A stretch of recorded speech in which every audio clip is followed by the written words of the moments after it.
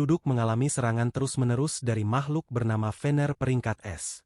Demi melindungi desa mereka, para penduduk menghabiskan seluruh tabungan yang dimiliki untuk menyewa kelompok petualang peringkat SS guna mengalahkan Fener tersebut. Kelompok Flaming Dragon Fang terdiri dari beberapa petualang terkuat di dunia, masing-masing memiliki kekuatan unik. Namun, di antara mereka ada seorang anggota bernama Kurt yang hanya bertugas mengurus pekerjaan sederhana dan cenderung menghindari pertempuran demi keselamatannya sendiri. Ketika Fener tiba, Kurt justru menjadi target pertama dan terlempar ke udara akibat serangan mendadak tersebut. Sementara itu, anggota lain pun menggunakan kawat untuk mengikat makhluk tersebut. Namun, hanya dalam hitungan detik, Fener berhasil melepaskan diri dan membanting bandana ke dinding hingga mengalami cedera parah. Normalnya, luka semacam itu akan membuat seseorang tidak bisa bergerak selama sisa hidupnya. Tetapi berkat kehadiran Marvich di dalam tim, bandana dapat sembuh dalam sekejap dan kembali bertarung.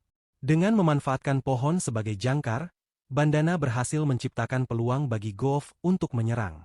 Goff pun melompat dan membakar kepala Fener menggunakan pedang sihirnya.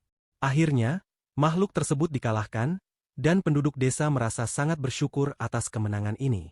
Sebagai bentuk rasa terima kasih, penduduk desa menyelenggarakan sebuah pesta, meskipun kondisi ekonomi mereka hampir bangkrut.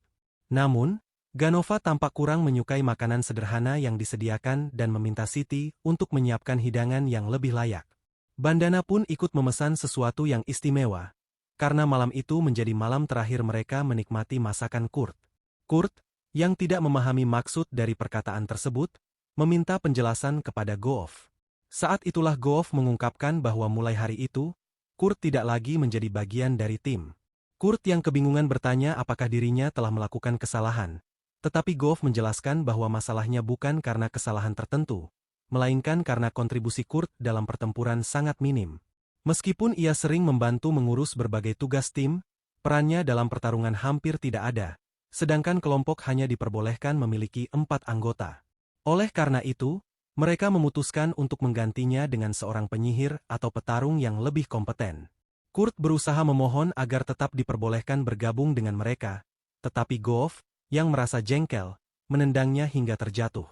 Keputusan mereka sudah final, Kurt tidak lagi dibutuhkan dalam tim. Keesokan harinya, Kurt meninggalkan desa tanpa tujuan yang jelas dan tanpa uang. Ia akhirnya tiba di kota SA dengan hanya beberapa koin tersisa, sehingga ia harus segera mencari pekerjaan. Setelah melihat sebuah agen tenaga kerja sementara, ia memutuskan untuk masuk dan bertanya mengenai pekerjaan. Seorang resepsionis menyambutnya dan bertanya apakah ia ingin merekrut seseorang atau mencari pekerjaan.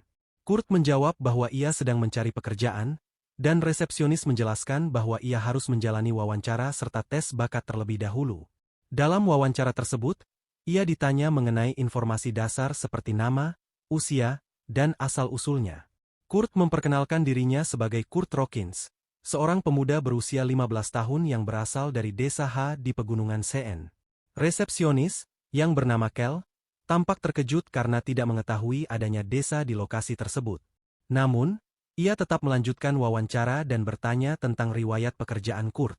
Kurt menjelaskan bahwa ia pernah menjadi bagian dari kelompok Flaming Dragon Fang, meskipun tugasnya hanya sebatas pekerjaan sederhana, dan baru saja dipecat.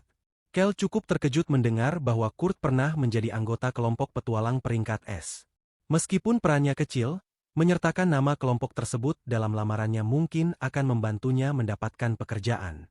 Mendengar hal ini, Kurt merasa sedikit lega.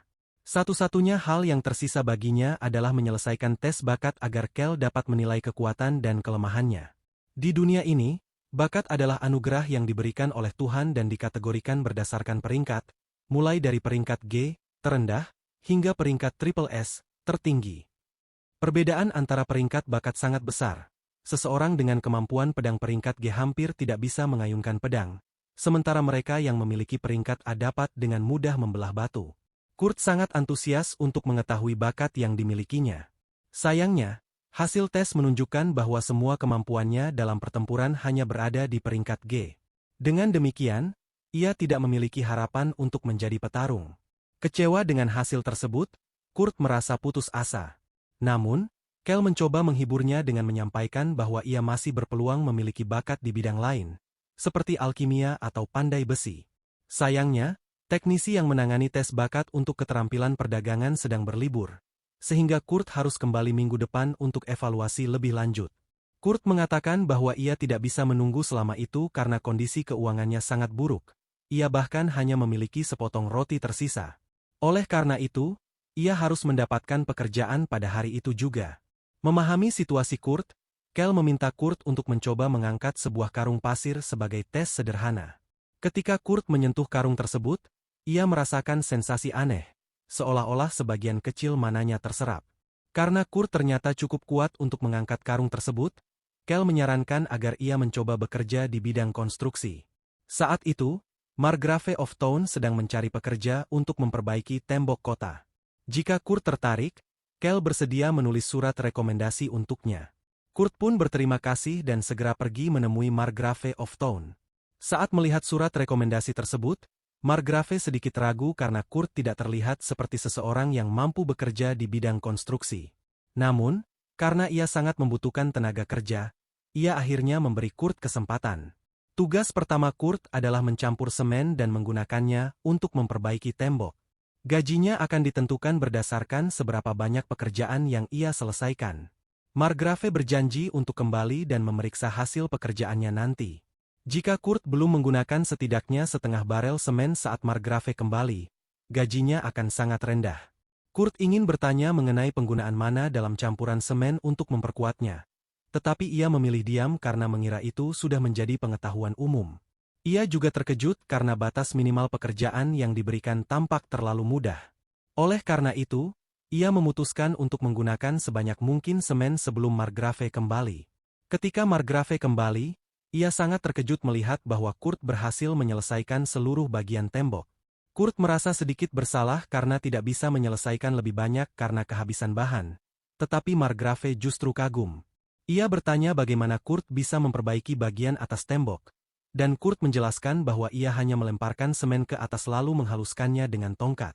Margrave awalnya menganggap hal itu mustahil. Tetapi karena Kurt berhasil melakukannya, ia tidak bisa berbuat apa-apa selain menerima kenyataan tersebut. Margrave kemudian menanyakan berapa lama Kurt berencana bekerja di sana. Dan Kurt menjawab bahwa ia hanya membutuhkan pekerjaan selama 1 minggu. Margrave senang mendengarnya dan mengatakan bahwa pekerjaan Kurt untuk hari itu sudah cukup. Karena belum memiliki cukup uang untuk membayar seluruh gaji Kurt, ia memberikan sekantong uang sebagai pembayaran awal dan berjanji akan mengirim sisanya melalui agen tenaga kerja. Kurt sangat terkejut karena uang dalam kantong kecil tersebut ternyata lebih banyak daripada yang pernah ia hasilkan selama menjadi anggota kelompok petualang. Selama beberapa hari berikutnya, Kurt terus bekerja keras memperbaiki tembok. Namun, suatu hari, Margrave tiba-tiba memberitahu bahwa Kurt dipecat. Kurt bertanya mengapa hal ini terjadi, dan Margrave menjelaskan bahwa perbaikan tembok seharusnya memberikan kesempatan kerja bagi masyarakat yang hidup dalam kemiskinan. Namun, karena Kurt bekerja dengan terlalu efisien, pekerjaan tersebut dapat segera selesai, sehingga tidak akan ada pekerjaan tersisa untuk orang lain. Margrave tidak marah kepada Kurt atau berniat buruk kepadanya. Tetapi dari apa yang ia amati, kemampuan Kurt setidaknya berada pada peringkat double S, jika tidak triple S. Oleh karena itu, menurutnya, akan lebih baik jika Kurt bekerja di ibu kota kerajaan atau tempat lain yang lebih sesuai dengan bakatnya. Sebagai kompensasi atas pemutusan kerja yang mendadak, Margrave memberikan sejumlah uang kepada Kurt sebelum pergi. Namun, Kurt salah memahami situasi tersebut dan berpikir bahwa Margrave hanya ingin menyingkirkannya karena ia dianggap sebagai pekerja yang buruk. Kurt kembali ke agen tenaga kerja sementara dan bertemu dengan Kel untuk memberitahukan bahwa ia telah diberhentikan. Masih diperlukan beberapa hari sebelum Kurt dapat menilai atribut perdagangannya. Saat itu, mereka mendengar keributan di meja depan, di mana seorang gadis sedang mencoba memasang iklan perekrutan. Namun, resepsionis menjelaskan kepadanya bahwa tidak ada yang bersedia bekerja dalam kondisi kerja yang kurang layak dengan imbalan yang ia tawarkan. Meskipun demikian, gadis tersebut tetap bersikeras agar resepsionis berusaha mencari seseorang untuk pekerjaannya, hingga akhirnya menimbulkan gangguan di dalam kantor. Kel kemudian pergi untuk melihat apa yang terjadi. Rekannya memberitahukan bahwa gadis tersebut ingin merekrut anak di bawah umur untuk menggali gunung yang belum dieksplorasi. Tetapi ia menolak memberikan pembayaran di muka dan hanya bersedia membayar jika penggalian tersebut berhasil.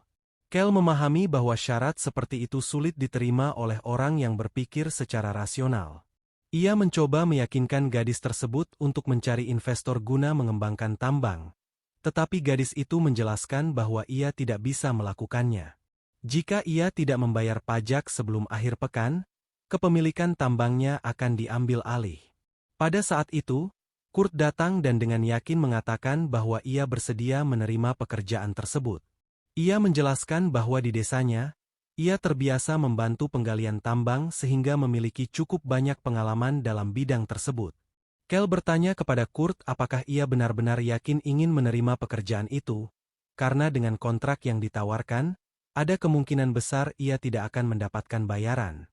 Sebelum Kurt sempat menjawab, gadis itu menyela dan mengatakan bahwa sebenarnya ia ingin merekrut kurcaci perunggu, bukan seorang pemuda yang tampak kurang berpengalaman.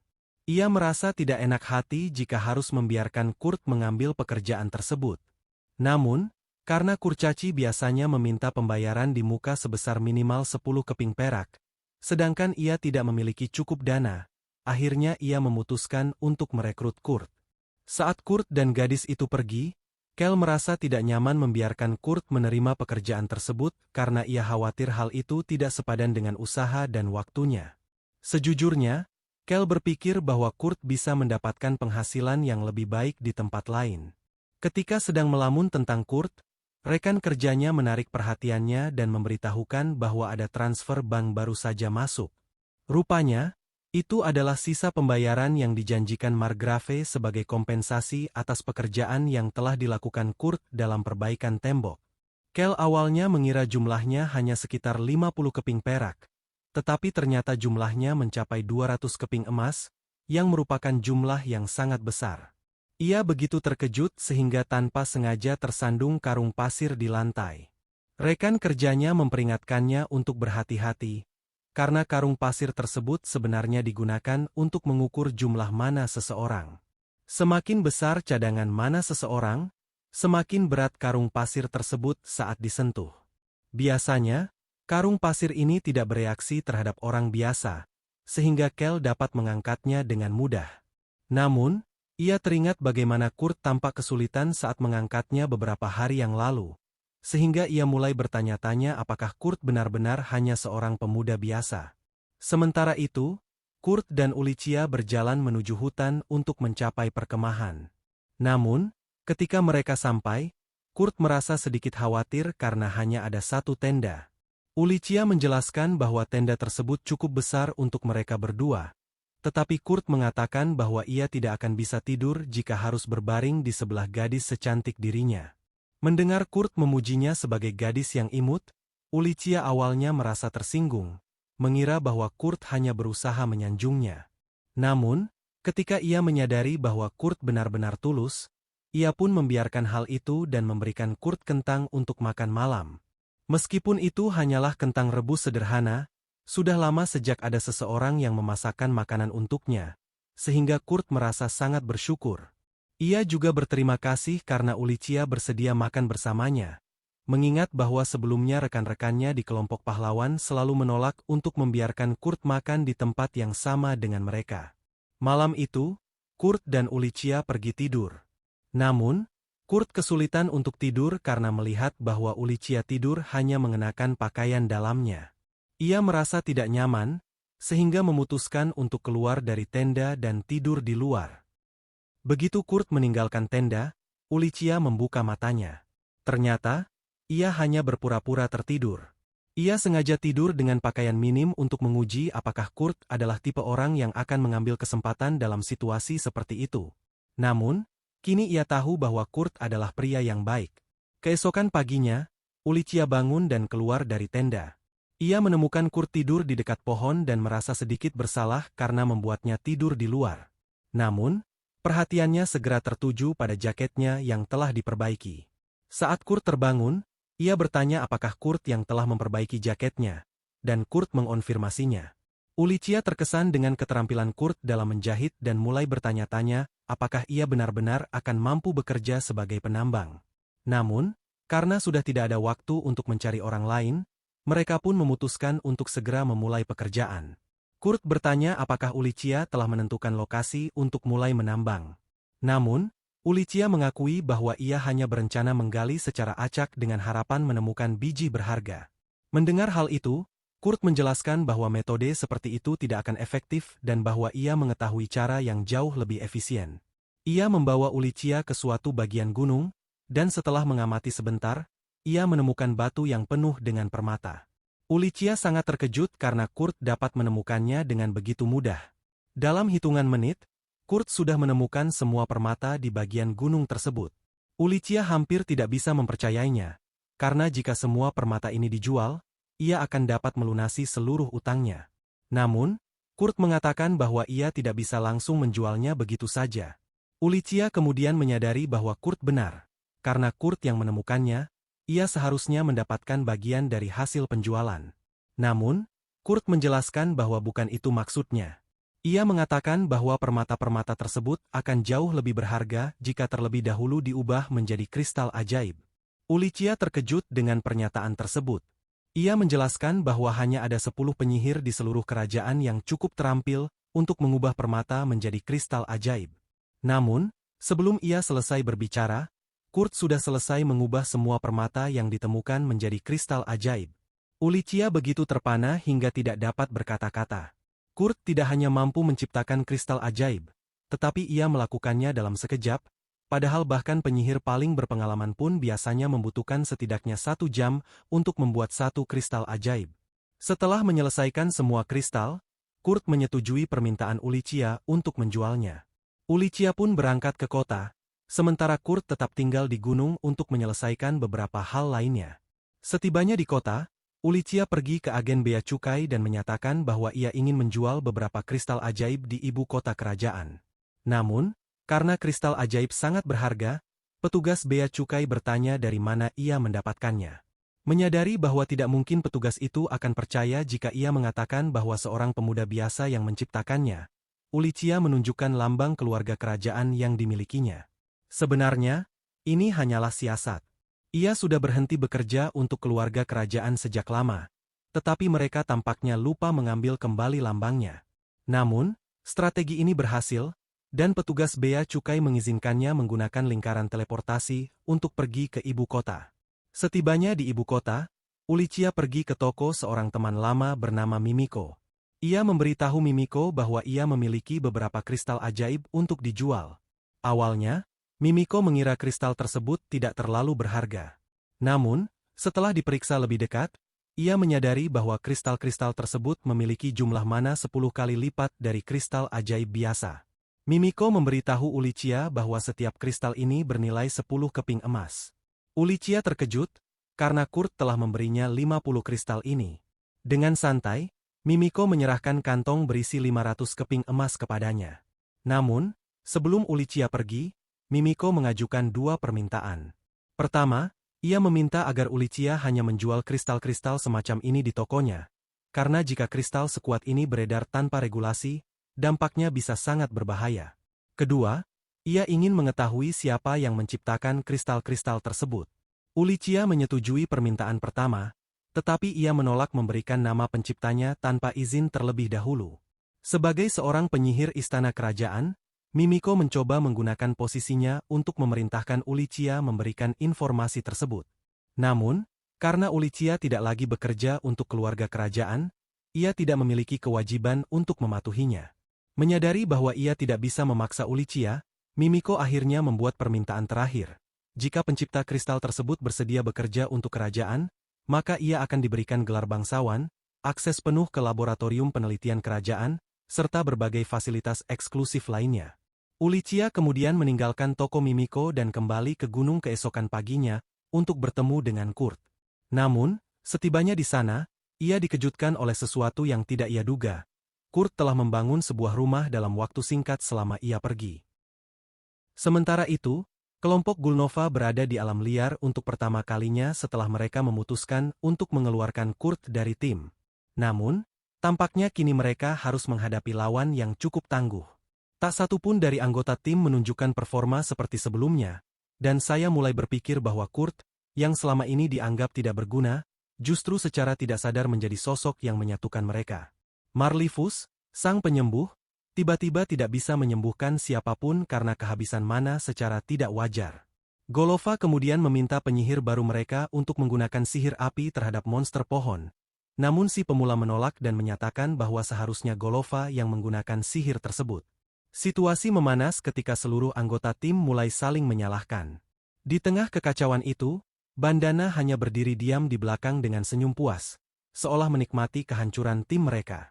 Di sisi lain, Ulisya menyampaikan pesan dari temannya, Mimiko, yang merupakan seorang penyihir istana. Ia menyampaikan bahwa Mimiko telah merekomendasikan Kurt untuk posisi direktur di Laboratorium Riset Teknologi Sihir Kerajaan. Kurt merasa tawaran itu terlalu muluk dan bahkan jika itu benar, ia menolaknya karena merasa tidak pantas berada di posisi yang lebih tinggi dari orang lain. Selain itu, sebagian dirinya masih ingin kembali ke kelompok petualangnya dahulu, Flaming Dragon Fang. Lagi pula, pekerjaannya saat ini sebagai penambang di bawah bimbingan Ulisya berjalan dengan baik, sehingga ia tidak merasa perlu untuk berganti jalur. Harus diakui, mungkin Kurt memang bukan orang yang tidak berguna, namun sayangnya, ia terkadang kurang bijaksana.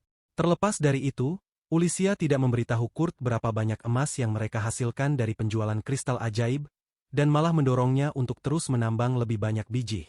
Kurt pun menyampaikan bahwa ia telah menemukan urat biji yang bagus di dekat lokasi sebelumnya, dan bersiap untuk kembali bekerja.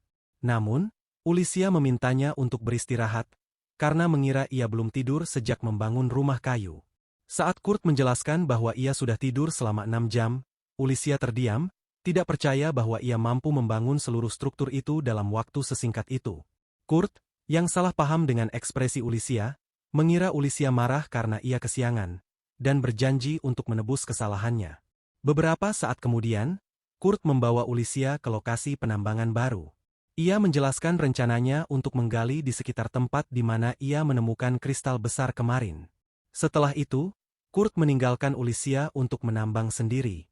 Setelah seharian menggali, Ulisya akhirnya menemukan satu biji dan merasa sangat senang.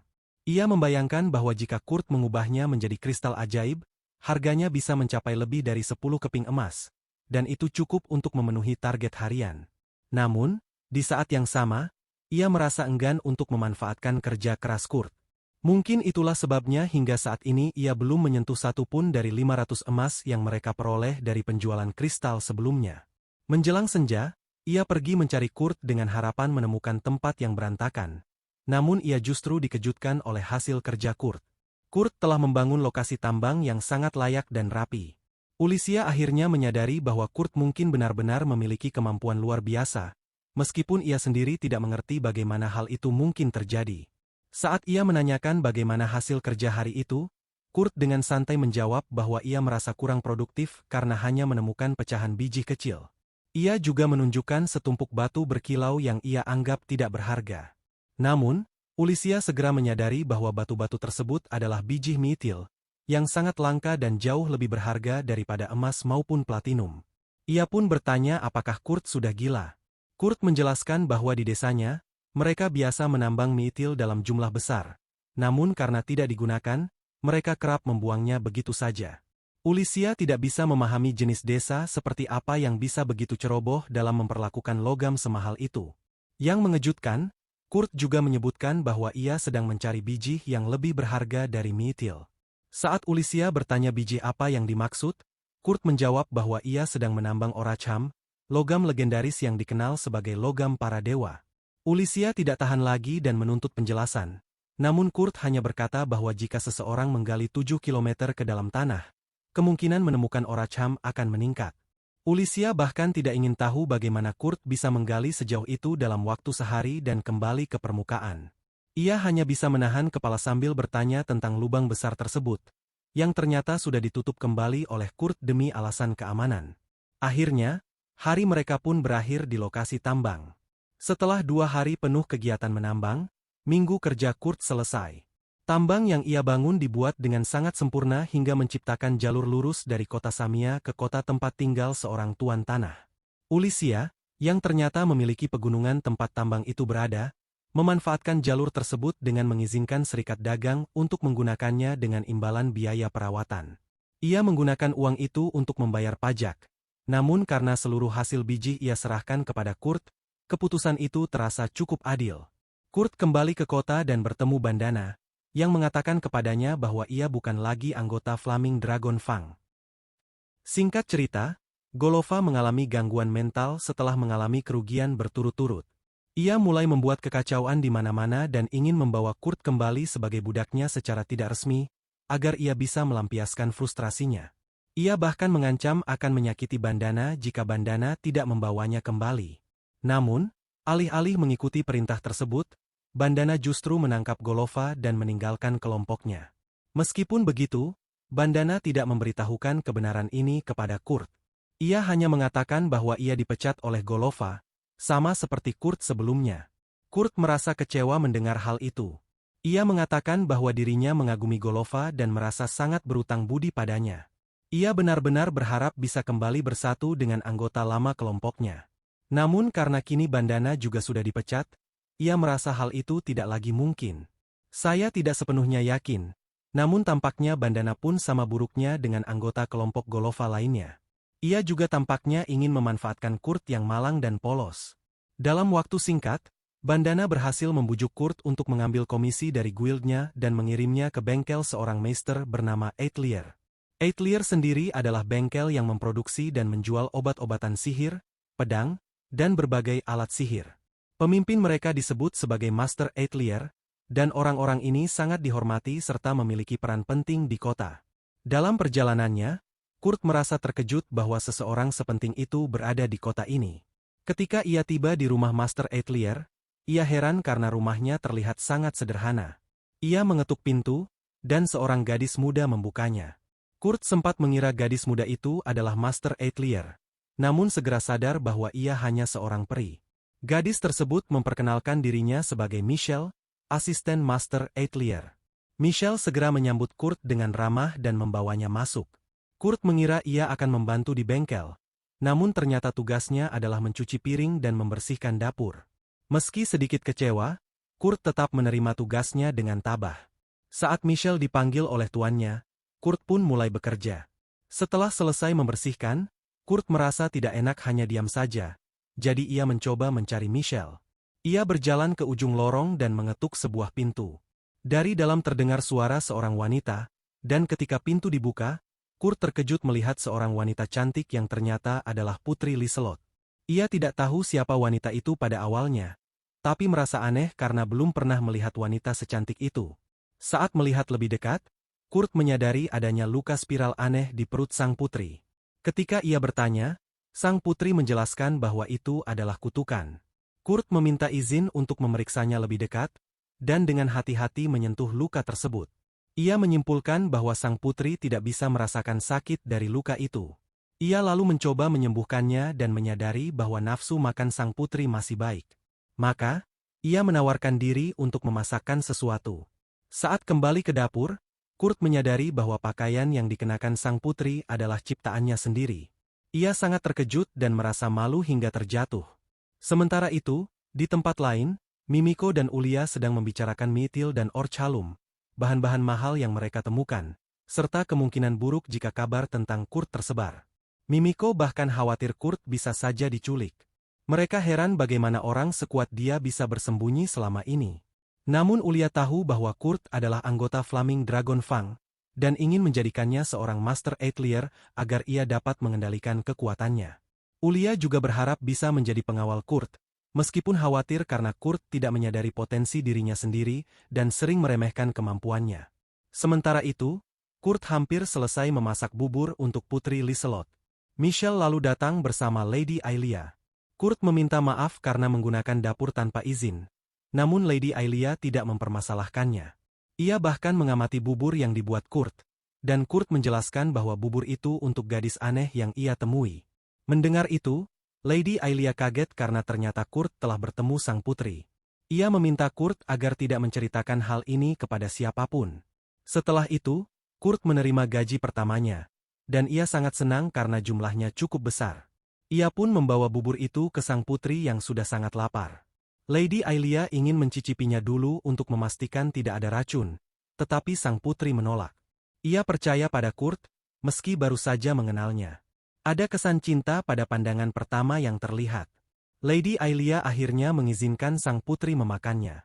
Namun, ketika sang putri menggigit makanan tersebut, ia tiba-tiba memegangi lehernya dan jatuh dari kursi. Lady Ailia panik dan mengira sang putri diracuni. Tetapi sebelum ia sempat memanggil bantuan, sang putri berdiri dan menyatakan bahwa ia baik-baik saja. Saat itu juga mereka menyadari bahwa spiral kutukan di perut sang putri telah menghilang. Itu berarti kutukannya telah sembuh. Di tempat lain, para penjahat yang bertanggung jawab atas kutukan itu menyadari bahwa sihir mereka telah dipatahkan. Mereka segera mulai menyusun rencana baru. Malam harinya, Lady Ailia dan sang putri pergi menemui Mimiko. Saat tiba di tempatnya, mereka menemukan Mimiko sedang bersama Ulia. Lady Ailia tampak enggan bicara jujur di hadapan Ulia. Namun Mimiko meyakinkannya bahwa Ulia dapat dipercaya. Akhirnya sang putri mengungkapkan jati dirinya, dan Mimiko serta Ulia langsung berlutut. Mereka bingung mengapa sang putri datang ke tempat sederhana seperti ini, padahal dikabarkan sedang sakit parah. Lady Ailia menjelaskan bahwa sang putri dikutuk oleh sekelompok orang yang ingin membunuhnya, karena keberadaannya dianggap dapat membawa kedamaian. Mimiko lalu bertanya bagaimana sang putri bisa mematahkan kutukan yang begitu kuat. Dengan senyum gembira, sang putri mengungkapkan bahwa ia dibantu oleh seorang pria bernama Kurt. Mendengar nama itu, Mimiko dan Ulia terkejut hingga ke tulang. Halo sobat-sobat, selamat datang di channel Noob Layar TV. Ini adalah rangkuman anime Mirai Nikki.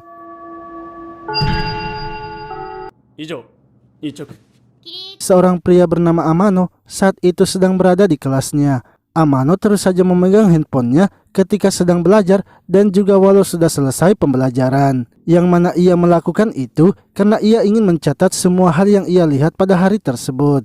Dengan kata lain, ia membuat buku harian di handphonenya. Amano sendiri tidak memiliki teman di sekolahnya sehingga saat pembelajaran telah selesai, ia selalu langsung pulang ke rumahnya. Namun ketika telah di kamarnya, Amano ternyata memiliki teman khayalannya, yaitu Deus serta Muru. Deus kemudian menanyakan apakah Amano saat ini tengah merasa kesepian. Karena jika memang seperti itu, maka ia akan memberikan Amano masa depannya. Tiba-tiba, Amano mendapatkan pesan dari Deus yang juga memberitahunya bahwa itu adalah pesan masa depannya. Akan tetapi, Amano tidak memperdulikannya karena ia menganggap Deus itu hanyalah teman khayalannya saja.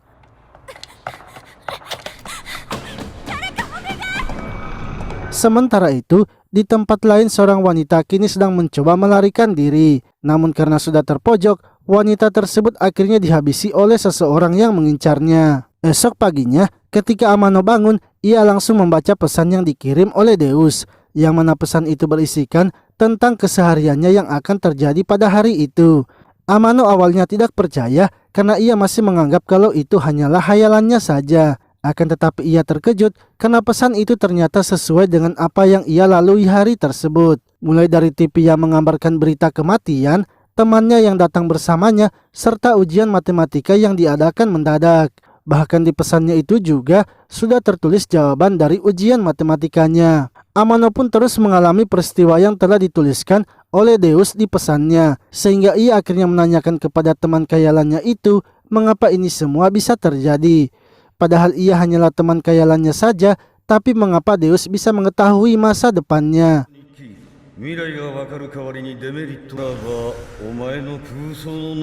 Deus mengatakan kalau ia sebenarnya berpikir melalui khayalan Amano. Ia juga memberitahunya tentang kelemahan dari pesan masa depannya. Jika Amano kehilangan handphonenya, maka masa depannya juga akan menghilang. Dengan kata lain, Amano akan tewas. Di hari-hari berikutnya, Amano kini telah menerima buku hariannya itu dan mencoba memanfaatkannya. Sehingga membuat teman-teman di sekolahnya merasa iri karena Amano akhir-akhir ini mendapatkan keberuntungan yang bagus. Hingga ketika sedang melakukan ujian, seorang wanita bernama Yuno terus memperhatikan Amano. Yang mana itu juga disadari oleh Amano, dan ketika ujian telah selesai, Amano sangat terkejut. Sebab Yuno telah membuat karakter Muru dari sebuah tanah liat. Amano kemudian melihat akhir dari isi pesannya yang memberitahukan ia akan mati. 天野くん。葛西。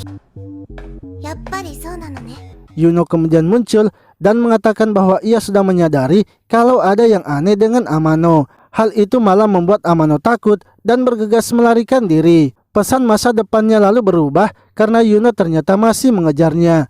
Ketika Amano berlari menuju sebuah gedung, Yuno pun kini berhasil mengikutinya. Yuno akhirnya menjelaskan bahwa ia sebenarnya juga memiliki buku harian masa depan. Di buku hariannya itu tertulis Amano akan tewas dihabisi oleh pemilik ketiga dari buku harian masa depan. Untuk itu ia akan membantu Amano mengalahkannya karena buku hariannya itu lebih cepat 10 menit daripada milik Amano. Lalu ketika orang tersebut sampai di atas gedung, Amano dan Yuno kini telah mengambil posisinya untuk mengalahkannya. Sebelumnya, Yuno sudah memberitahu Amano untuk mengincar handphonenya.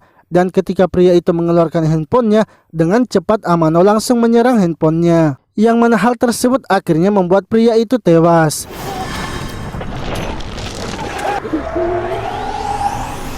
Setelah kejadian itu, Amano lalu menemui Deus dan menanyakan mengapa ada yang memiliki buku harian selain dirinya. Deus mengatakan bahwa memang bukan hanya Amano saja yang memilikinya. Ia kemudian mempertemukan Amano dengan pemilik lainnya. Ia pun memberitahu mereka semua bahwa ia telah mengadakan survival game. Dengan handphone itu, mereka akan saling menghabisi untuk mencari siapa pemenangnya. Orang yang bertahan sampai akhir, maka ialah pemenangnya. Dan pemenangnya akan mendapatkan anugerah untuk mengendalikan ruang dan waktu. Deus juga memberitahukan yang lainnya bahwa Amano telah berhasil menghabisi pemilik ketiga. Dan ia juga yakin kalau Amano lah yang akan jadi pemenang dari game ini. Perkataan Deus itu membuat pemilik yang lainnya kini berniat mengincar Amano. Padahal sebenarnya yang membuat Amano berhasil mengalahkan pemilik ketiga itu adalah Yuno.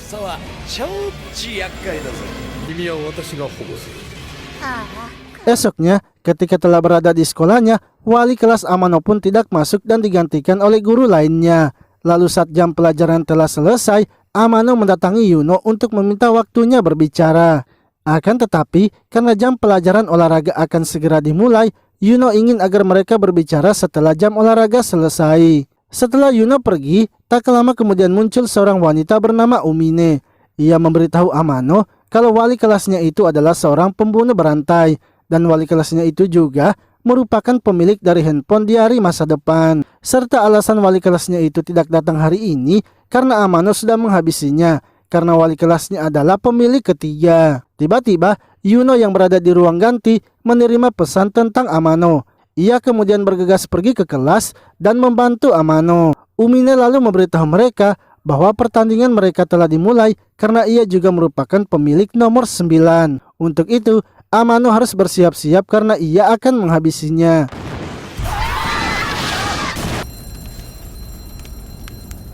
Umine kemudian tanpa ragu menghancurkan sekolah Amano dengan beberapa bom. Untungnya, Yuno berhasil menyelamatkan Amano dari ledakan bomnya. Umine lalu memberitahu para siswa dan guru di sekolah itu bahwa saat ini ia sudah menanamkan bom waktu di sekitaran sekolah. Sehingga ia memerintahkan mereka untuk tidak keluar dari kelas jika tidak ingin dihabisi. Sementara itu Yuno dan Amano kini bekerja sama melewati bom yang telah dipasang oleh Umine. Dengan handphonenya itu, mereka pun bisa menghindari ledakan bomnya. Namun setelah menghindari beberapa bom, kini Amano mulai terkena ledakannya. Sebab ada beberapa bom yang tidak bisa diprediksi oleh Amano. Yang mana ternyata itu disebabkan oleh Umine yang juga melihat pergerakan dari Amano melalui handphonenya. Yuno kemudian menyuruh Amano untuk melihat isi pesannya apakah tertulis tentang dirinya sendiri. Saat melihatnya, ternyata keadaan Amano tidak tertuliskan. Yang mana di pesannya itu ia hanya bisa mengawasi keadaannya saja.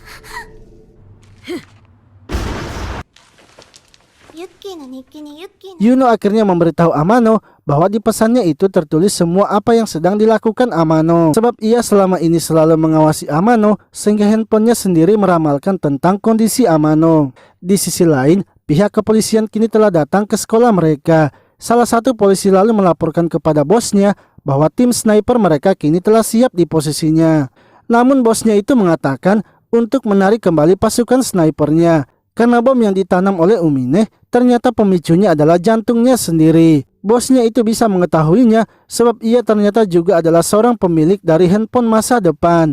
Di sisi lain, Yuno yang mencoba mendekati teman-teman sekolahnya kini malah ditangkap. Yang mana Umine ternyata sebelumnya sudah menelpon guru agar menyerahkan Amano kepadanya. Dengan begitu, ia berjanji tidak akan meledakkan mereka. Amano pun kini dibawa ke hadapan Umine dan handphonenya juga telah ditempatkan di dekat sebuah bom.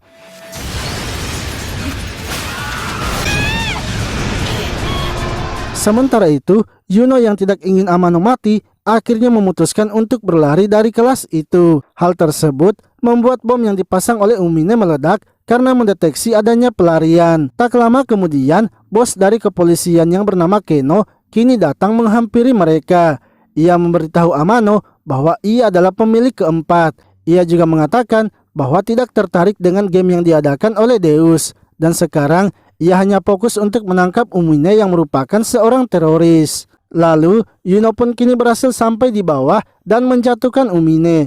Keno kemudian menyuruh Amano untuk segera mengambil handphone miliknya. Dengan bantuan Yuno, Amano bisa menghindari perangkap Umine dan akhirnya mengambil handphonenya, lalu terus maju dan berhasil melukai mata Umine. Umine yang sudah terpojok kini melepaskan bom asap dan memilih untuk melarikan diri.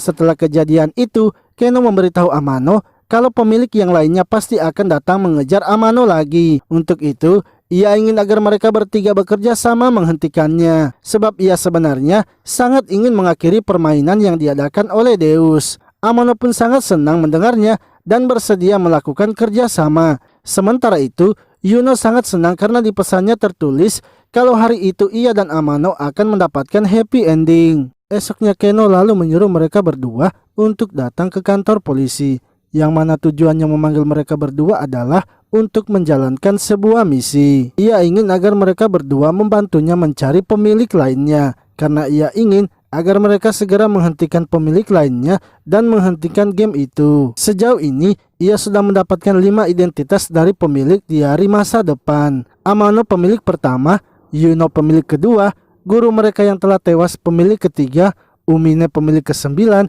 dan ia sendiri adalah pemilik keempat. Dengan begitu, masih ada 7 orang lagi yang mereka harus selidiki. Ia pun ingin agar mereka pergi ke taman hiburan untuk mencari orang-orang itu.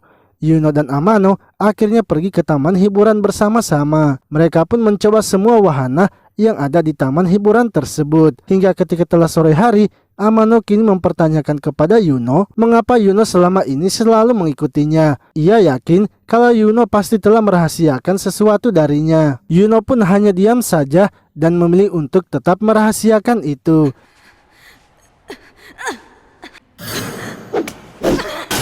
Sementara itu, Umine kini sedang terdesak di sebuah bangunan tua. Ia sangat kesal karena merasa akan kalah dari game tersebut. Ia pun kembali menyemangati dirinya untuk bisa memenangkan game itu.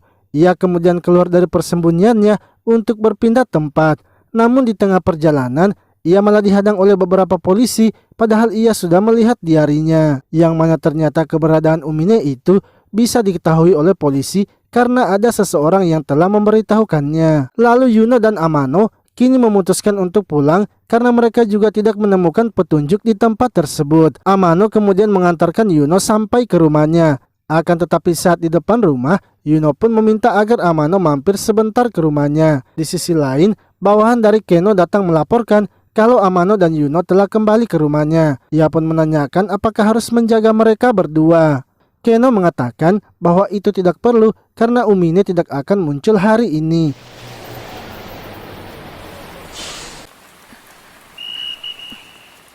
Sementara itu Umine yang sedang bersembunyi kini dihampiri oleh seseorang. Pria itu mengatakan agar Umine tidak perlu takut kepadanya karena ia hanya ingin menolongnya. Pria itu kemudian membawa Umine ke sebuah tempat dan memberikannya obat penghilang rasa sakit. Umine sebenarnya ragu untuk meminumnya, namun karena ia melihat di teleponnya tidak ada yang terjadi, ia akhirnya meminumnya. Tak lama setelah meminumnya, tiba-tiba Umine merasakan adanya sesuatu yang aneh di tubuhnya. Yang mana pria itu ternyata bukan memberikan obat penghilang rasa sakit. Ia kini menyadari kalau pria itu ternyata juga merupakan seorang pemilik. Umine lalu bergegas melihat isi handphonenya dan terkejut karena sudah tidak ada tulisannya. Pria itu kemudian mulai melakukan interogasi kepada Umine secara paksa. Ia ingin agar Umine memberikan informasi tentang pemilik lainnya.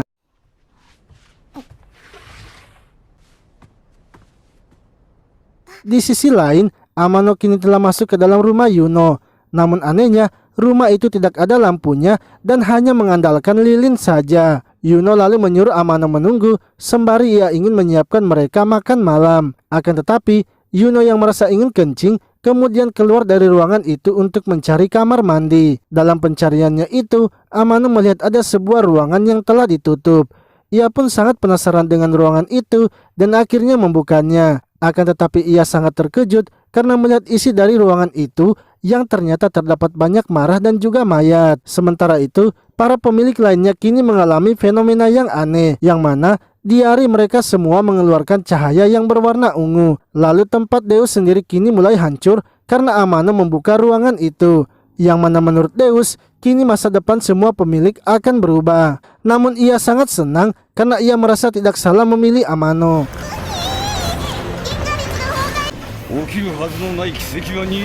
Di sisi lain, Amano yang sedang terkejut karena melihat ruangan itu kini didatangi oleh Yuno yang bersedih. Sebab Yuno merasa harusnya akhir ceritanya dengan Amano berakhir bahagia. Amano yang ketakutan kini bergegas pergi dari rumah itu dan meninggalkan Yuno. Ia kembali ke rumahnya dan mengunci pintunya. Akan tetapi Yuno ternyata mengikuti Amano sampai ke rumahnya. Amano kemudian bergegas naik ke atas rumahnya dan mencoba menelpon Keno untuk menceritakan apa yang sudah ia lihat. Namun Yuno ternyata mengetahuinya sehingga Amano pun tidak jadi menelponnya.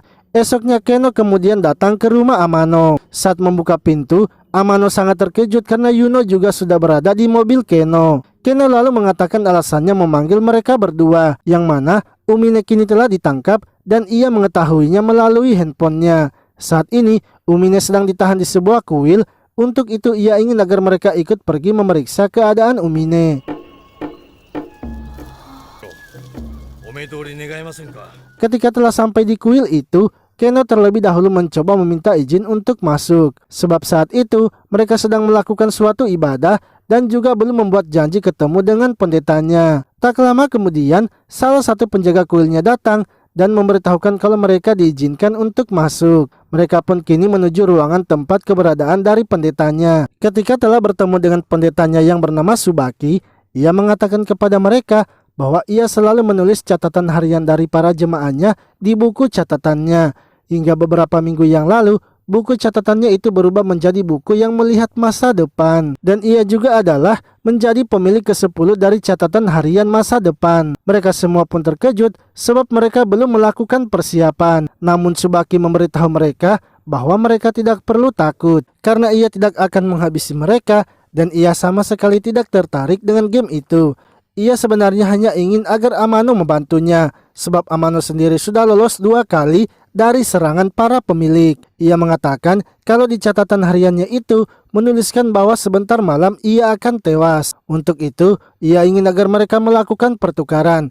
Ia akan memberikan Umine kepada mereka asalkan Amano harus tinggal bersamanya. Karena tak punya pilihan lain, Amano akhirnya tinggal untuk membantu Subaki melewati malam itu.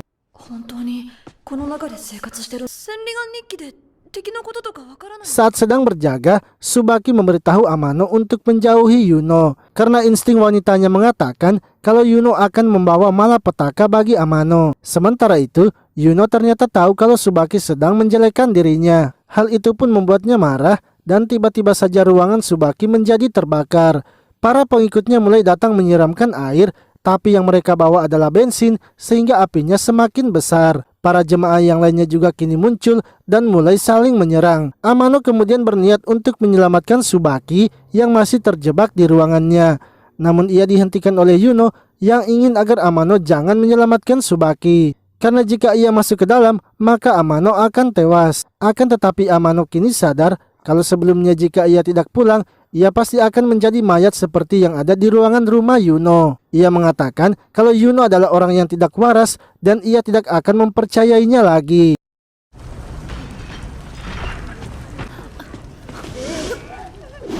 Amano lalu masuk ke dalam dan berusaha menyelamatkan Subaki. Namun tiba-tiba alat pencegah kebakaran aktif sehingga apinya menjadi padam.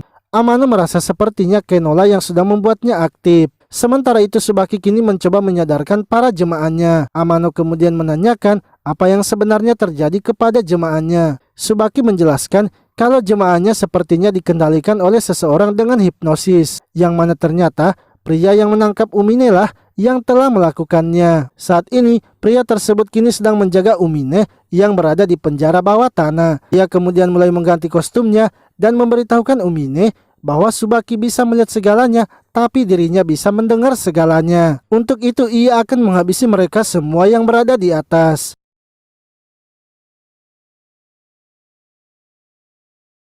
Di sisi lain, Amano kini mengajak Tsubaki untuk keluar dari tempat itu. Namun saat keluar, Yuno ternyata telah menunggu mereka dan berniat menghabisi Tsubaki. Tiba-tiba Amano pun mendapatkan pesan baru yang bertuliskan bahwa ia akan tewas.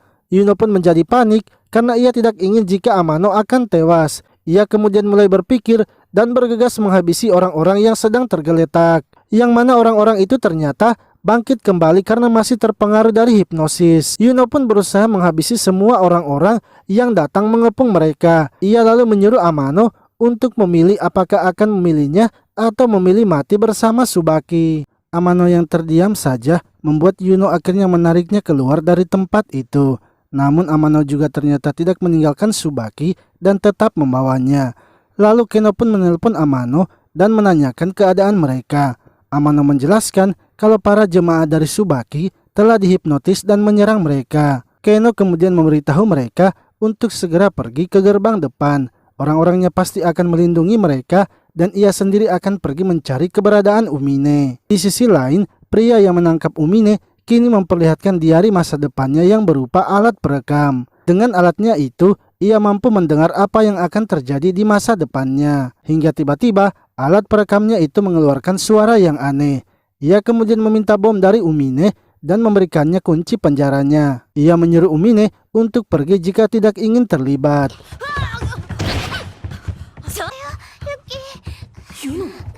Sementara itu Yuno kini tengah berlari kencang membawa mereka menuju gerbang depan. Akan tetapi mereka terkejut karena para jemaah dari Tsubaki telah normal kembali.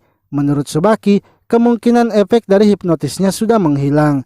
Ia kemudian menghentikan Amano dan meminta mereka agar berbalik melawan saja. Sebab para jemaahnya sudah kembali normal dan mereka sudah mendapatkan tambahan bantuan. Namun Yuno menolaknya karena menurutnya Tsubaki hanya ingin menipu Amano. Tiba-tiba Keno menelpon Amano dan memberitahukannya bahwa pemilik ke-12 diari masa depan kini sedang menuju ke tempatnya. Pemilik ke-12 adalah orang yang buta tapi ia memiliki pendengaran yang tajam. Tak lama kemudian, pria yang sebelumnya menangkap Umine datang dan ternyata ialah pemilik ke-12-nya. Akan tetapi pemilik ke-12 muncul dengan berjumlah 5 orang dan memiliki warna yang berbeda.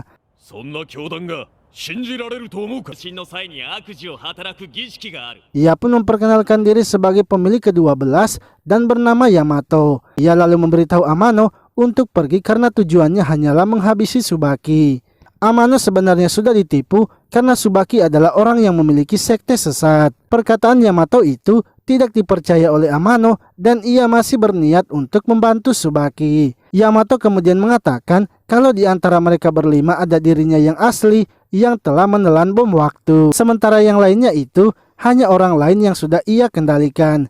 Ia pun kini maju menyerang mereka sehingga membuat Yuno segera mengambil tindakan. Yuno lalu melemparkan sebuah batu dan melihat satu orang yang berbalik berlawanan dengan yang lainnya. Yang mana hal itu membuat Yuno bisa menemukan Yamato yang asli dan segera menghabisinya.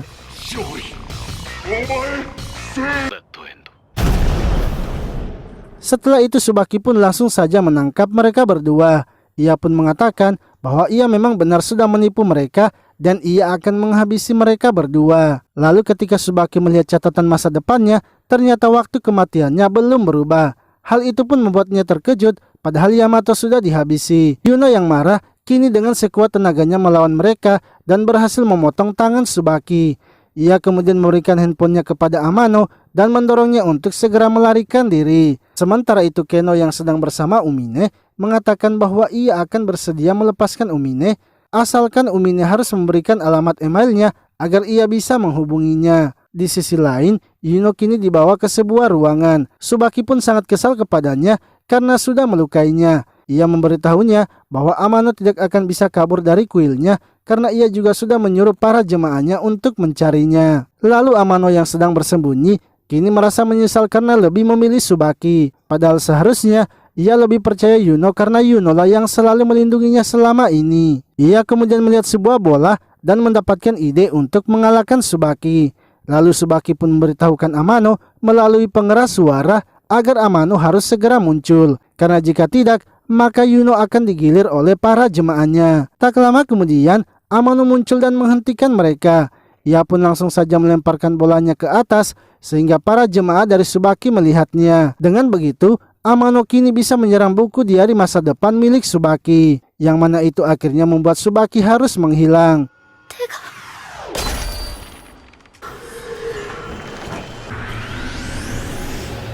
Setelah kejadian itu, para jemaah dari Tsubaki kini telah ditangkap oleh polisi. Namun Umine yang sudah melarikan diri masih merasa heran dengan Keno yang hanya meminta emailnya saja. Ia yakin kalau Keno pastinya sedang merencanakan sesuatu. Beberapa hari kemudian, Umine pergi ke sebuah rumah sakit untuk mengobati matanya. Ia pun meminta kepada dokter tersebut agar memberikannya mata.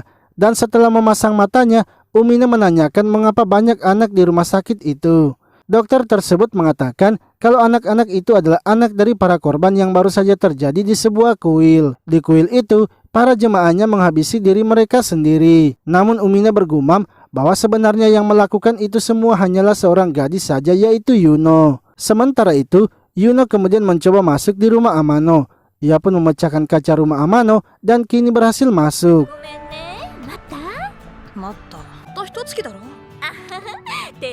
Di sisi lain, Amano sedang menjemput ibunya yang baru saja pulang dari luar kota. Hingga ketika mereka telah sampai di rumah, ibunya melihat kalau jendela garasi mereka telah rusak. Amano pun menyadari kalau itu pastilah adalah ulah dari Yuno.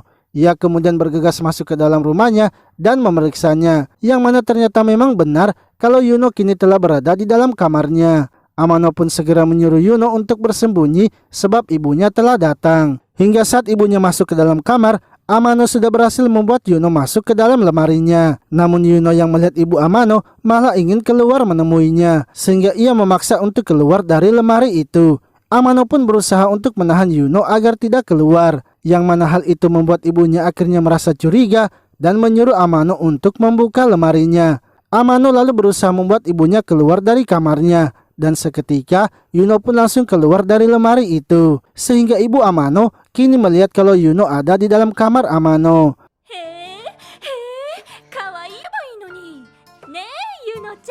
Yuno akhirnya memperkenalkan diri sebagai kekasih dari Amano, yang mana hal itu ternyata tidak membuat ibu Amano marah.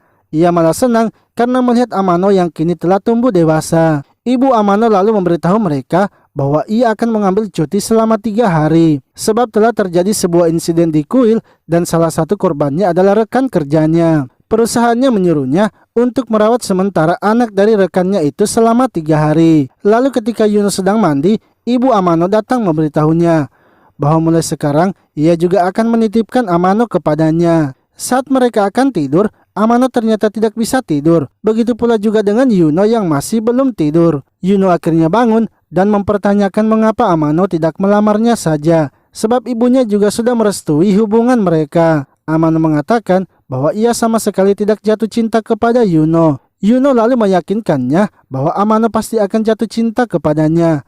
Ia pun menunjukkan isi akhir pesannya yang mengatakan kalau mereka akan bersatu.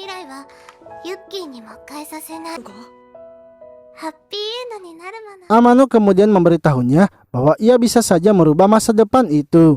Namun Yuno mengatakan kalau Amano boleh melakukan apapun. Akan tetapi ia tidak akan membiarkan siapapun mengubah masa depan itu, bahkan walau itu adalah Amano. Lalu saat Amano sudah tertidur, terlihat Yuno yang masih belum tidur. Yuno bergumam bahwa untung saja ibu dari Amano adalah orang yang baik. Dengan begitu, ia tidak perlu repot-repot lagi harus menggunakan peralatan yang sudah ia bawa. Esoknya mereka kemudian terbangun karena mendengar suara anak kecil.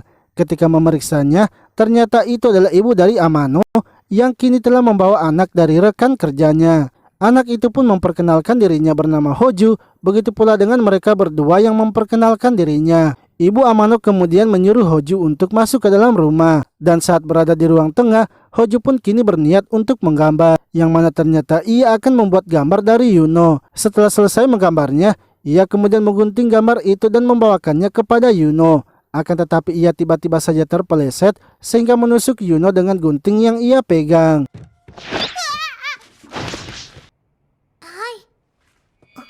Untungnya, Yuno tidak terluka karena ia sempat melindungi dirinya dengan bantal. Setelah itu Hojo pun meminta untuk pergi ke toilet.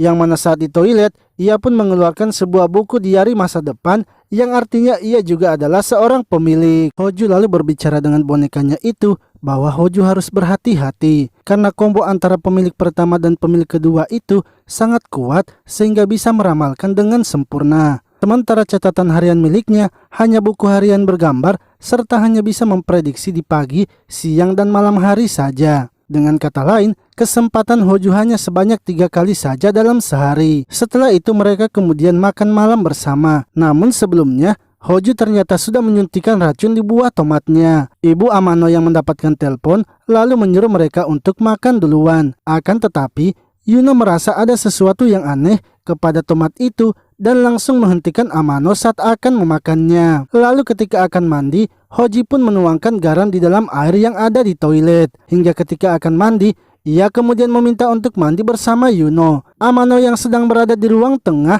melihat kalau pesan di handphonenya tiba-tiba berubah dan berisikan tentang Yuno yang akan tewas tersengat listrik. Melihat waktunya yang sudah dekat, Amano pun merasa tak akan sempat pergi ke toiletnya. Ia akhirnya menyalakan semua alat elektronik sehingga listrik di rumahnya pun padam. Amano dan Yuno kini mengetahui kalau Hojo adalah seorang pemilik juga. Sementara itu, Umine yang sedang berada di tempatnya mendapatkan email dari Keno yang mengatakan bahwa saat ini salah satu pemilik yang merupakan anak kecil kini telah menyusup ke rumah Amano. Ia pun heran mengapa Keno harus memberitahukan informasi tersebut. Di sisi lain, Amano dan Yuno mulai mencari alat yang digunakan Hojo untuk melihat masa depannya. Namun walau sudah memeriksanya, mereka masih belum juga menemukannya. Hingga Hojo pun bangun dan mengatakan kalau mereka tak akan bisa menemukannya karena ia menyimpannya di tempat yang mereka tidak akan bisa jangkau. Amano kemudian mulai memeriksa seluruh rumahnya. Berbeda dengan Yuno yang ingin agar mereka langsung menghabisinya saja. Akan tetapi Amano berusaha menghentikan Yuno dan mengatakan agar mereka mencari di hari masa depannya saja. Amano akhirnya kembali melanjutkan pencariannya. Yuno yang sudah tidak tahan melihat Hojo yang mempermainkan mereka akhirnya mengejarnya untuk menghabisinya. Hojo pun terus menghindar dan membuat Yuno tak sengaja menyerang ibu Amano. Yuno lalu meminta maaf kepada Amano karena sudah melukai ibunya.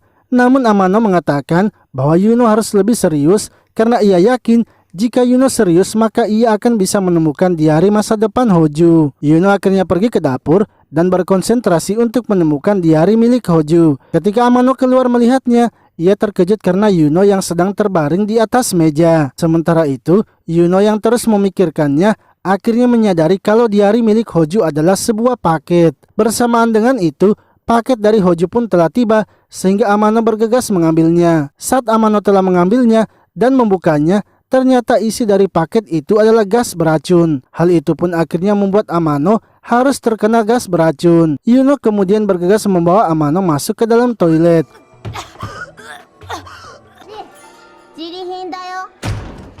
Hojo lalu mengatakan agar Yuno harus melanjutkan gamenya karena walau bagaimanapun Amano pasti akan tewas. Untuk itu, Hojo ingin agar ia dan Yuno kembali melanjutkan permainannya. Hojo pun terus memaksa Yuno dengan memberitahunya bahwa jika Yuno menang, maka ia akan memberikan obat penawarnya. Permainannya adalah Yuno harus bisa menangkapnya. Jika bisa menangkapnya, maka Yuno akan mendapatkan obat penawarnya. Yuno akhirnya keluar dari toilet dan mencari keberadaan Hojo.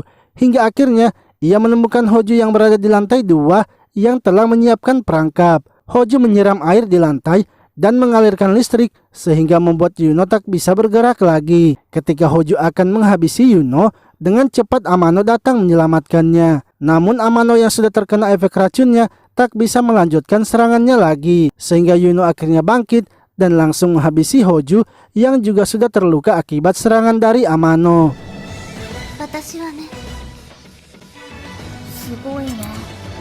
Sebelum menghilang, Hojo pun memberikan penawar racunnya kepada Yuno dan mengatakan agar Yuno harus bisa memenangkan gamenya karena ia sudah menghabisinya. Lalu saat Yuno akan turun memberikan penawar racunnya, ia pun langsung terjatuh. Akan tetapi, untungnya Umina datang dan langsung menyuntikkan penawar racun itu. Beberapa hari kemudian, Yuno dan Amano kini mendapatkan sekolah baru. Mereka berdua pun bertekad tidak akan menggunakan diare mereka di sekolah barunya. Namun ketika Amano masuk di dalam kelas barunya, ia sangat terkejut karena temannya Toka ternyata ada di sekolah itu juga. Toka pun mulai membahas masalah tentang di sekolah mereka yang sebelumnya. Hingga seorang wanita yang bernama Hinata akhirnya datang menghentikan Toka. Bersamaan dengan itu, seorang wanita bernama Mao juga datang menenangkan situasi. Mereka mengatakan agar Toka tidak perlu membuat keributan di hari pertama mereka sekolah. Lalu saat jam pembelajaran dimulai, Hinata memberitahu Amano bahwa telah terjadi pembantaian di sebuah kuil. Kabarnya, di kuil itu terdapat monster yang memakan tubuh manusia. Hinata pun mengajak mereka untuk pergi ke kuil itu melihat situasinya. Karena menurutnya, tempat itu pastilah tempat yang keren. Setelah jam pelajaran selesai, mereka semua akhirnya pergi ke kuil itu. Amano tak lupa mengajak Yuno untuk pergi bersama mereka. Namun Yuno ternyata tidak menyukainya bila mereka harus pergi ke tempat itu. Saat masuk di